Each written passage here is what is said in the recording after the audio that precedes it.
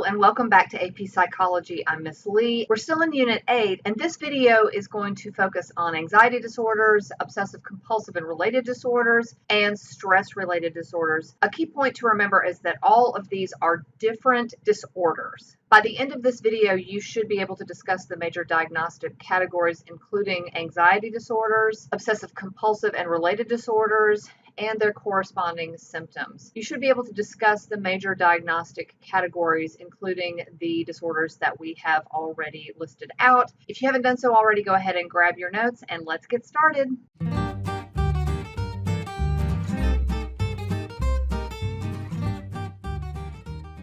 According to the Anxiety and Depression Association of America, anxiety disorders are the most common mental illness in the United States, and it affects 40 million adults age 18 and older. That's almost 20% of the population every single year. According to the National Institution of Health, an estimated 31.9% of adolescents between the ages of 13 and 18 had an anxiety disorder. And this is unfortunately using older diagnostic criteria.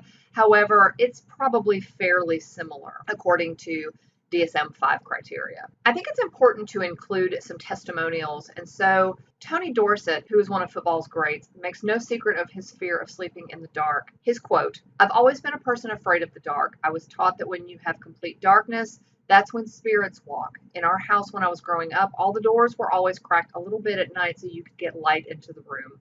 You come in my house now and you're going to see light everywhere. Even now I sleep, I leave the bathroom light on and leave the door cracked, and I'm not ashamed to tell you." John Madden, a 6'4", 240-pound former football player and head coach of the Oakland Raiders, is now a well-known TV sports personality. While he was flying across the country one day, Madden experienced a severe panic attack, disembarked at a stop halfway across the United States, and has never flown again. He now travels in a luxury bus. So let's talk about the change between the last DSM and the current DSM. In the DSM-4 text revision, anxiety encompassed generalized anxiety disorder, panic and phobias, obsessive compulsive disorder, and trauma and stress related disorders, or PTSD. In the newer DSM, the DSM-5, our current diagnostic statistical manual, anxiety is no longer the same thing as obsessive compulsive and related disorders or trauma and stress related disorders. It does, however, serve as the umbrella diagnostic category for generalized anxiety disorder, panic disorder, and phobias. So the general qualities of anxiety disorders: there's worry,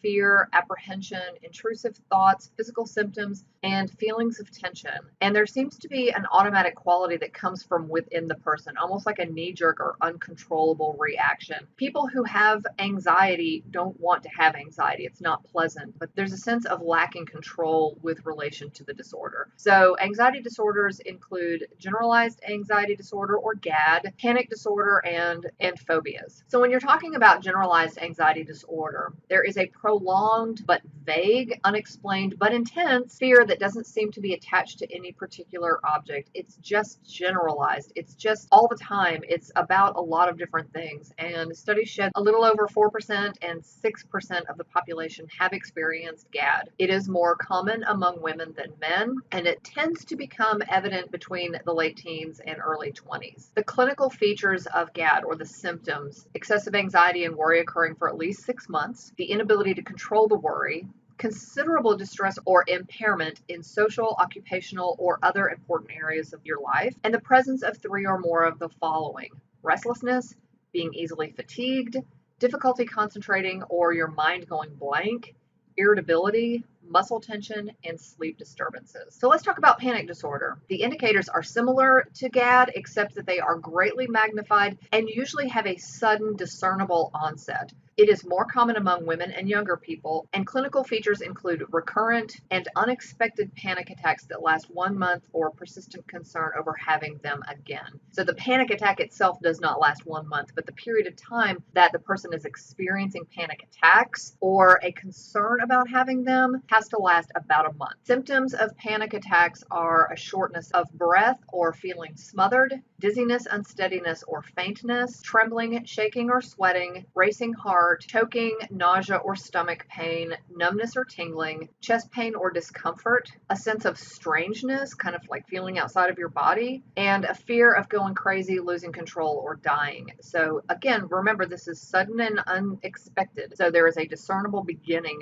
to the panic attack. Let's talk about phobias. Phobias are marked by a persistent and irrational fear of an object or situation that disrupts behavior. With phobias, people know exactly what they're afraid of, but the fears are out of proportion with reality, seem inexplicable, and are beyond the person's voluntary control. They are likely able to express the fact that they know that the phobia is out of proportion with reality and they can't really explain it, and that they realize that the means don't justify the end. However, they are persistent and uncontrollable. So on your screen you see some of the more common phobias and fears, and keeping in mind that there is a difference in phobias and fears. Let's talk briefly about the kinds of phobias. There are specific phobias, which are fear of a particular object, social phobias, and agoraphobia. Social phobias are going to encompass a fear of embarrassment in interacting with other people, and agoraphobia is a fear of entering certain fear-evoking or unfamiliar situations, which often accompany panic attacks. So the person avoids crowds where those panic attacks could happen. Okay, let's talk about obsessive compulsive and related disorders, OCD. Obsessive compulsive disorder is the persistence of unwanted thoughts, those are the obsessions, and the urge to engage in senseless rituals, those are the compulsions. So obsessions are your cognitions and the compulsions are the behaviors. And these persistent, unwanted thoughts and rituals cause distress. There is a cycle that we talk about with obsessive compulsive disorder, and it can basically start anywhere, but let's just start with the obsession, which is the intrusive thought. So you start having these thoughts, you can't shake them. They cause anxiety and stress, and so the compulsive ritual is gone through, which provides temporary relief, and eventually that obsession or the intrusive thought is going to occur again. So it's a cycle. People with OCD don't trust their own senses. It's almost like they don't know anything with certainty. They don't know that they've turned the oven off. They don't know they've locked the door. So they do those things, the compulsions, over and over again. They don't trust their own decision making. Therefore, what part of the brain would a biological psychologist say is being affected by the OCD? Give that some thought. On your screen, you see a PET scan of the brain of a person with OCD. High metabolic activity, or RED, is seen in the frontal lobe, and that is the part of the brain that's involved with directing attention. So the person is directing their attention disproportionately, more so than someone without OCD. You can actually see the part of the brain that's using up the glucose in this brain scan.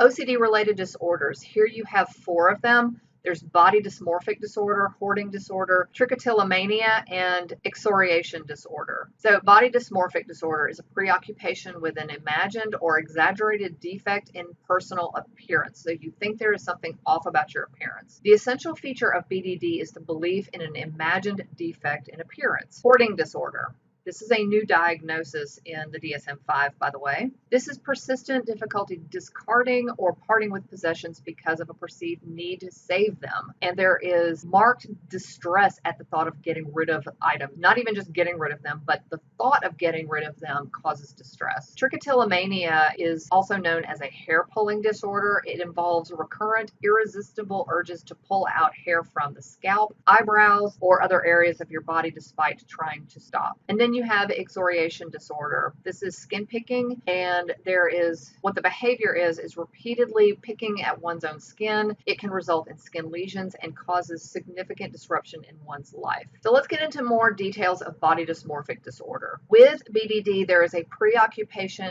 and it is time consuming. It's often about the shape or size of facial features, acne or spots on the skin, wrinkles, thinning hair, scars, and the general shape of the body. Individuals with BDD experience marked distress over their supposed deformity.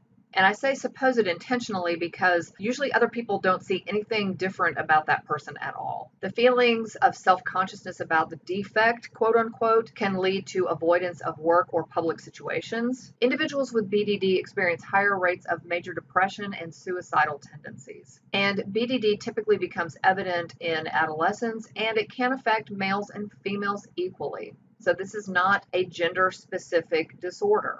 Here are some examples of drawings from individuals who have BDD. This is what they see when they look in the mirror. It's important to note, again, that this is not what other people see when they look at the individual. So you have disproportionate, unrealistic viewpoints of one's appearance. And it can definitely lead to some problems. Take this case study into account. This is the human Barbie. Sarah Burge, she's 50 years old from the United Kingdom, the UK, and she's had over 100 cosmetic procedures done. This has cost her over $1.4 million for the various enhancements, and recently she was in the news for allowing her 16-year-old daughter to begin Botox treatment. So take into consideration, again, those 4 Ds and a U that we talked about in the previous video. Does this fit into the definition of psychological disorder? All right, let's talk about trauma and stress-related disorders. Post-traumatic stress disorder, or PTSD. This is going to involve 4 or more weeks of the following symptoms: haunting memories, nightmares or flashbacks, social withdrawal, jumpy anxiety, and sleep problems. Only about 10% of women and 20% of men react to traumatic situations and develop PTSD. Holocaust survivors have shown remarkable resilience against traumatic situations. There are some theories about why that is.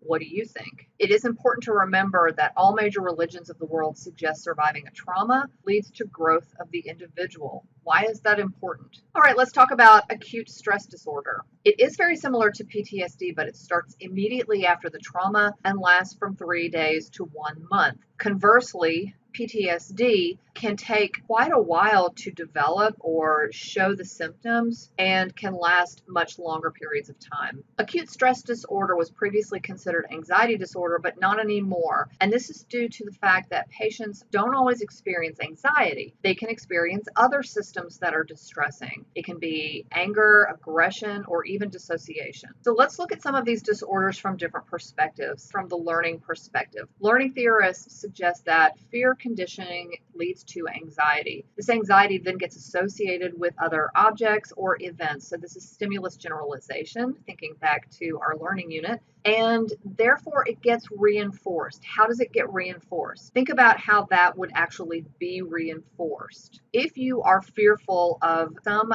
type of event and you don't go to the event or take part in the event and nothing happens, that is reinforcing the anxiety. You are more likely to avoid it next time. Fear responses, investigators believe, are also instilled through observational learning. Young monkeys, for example, in some studies, develop fear when they watch other monkeys fear snakes. So this is something that is not necessarily genetic, but it is observed in other monkeys, seen as successful in survival, and so it is instilled in the younger monkeys. And from the biological perspective, generalized anxiety, panic attacks, and even obsessive compulsive disorder are linked with brain circuits like the anterior cingulate cortex. So if you look at the image on your screen, this is the anterior cingulate cortex of an OCD patient. And basically what this is showing is that this area of the brain is overactive when compared to people who do not have obsessive compulsive disorder. And that is it for anxiety disorders, obsessive compulsive disorder, and stress-related disorder. In our next video, we will continue to look at specific categories of disorders. I can't wait to see you then. Bye for now.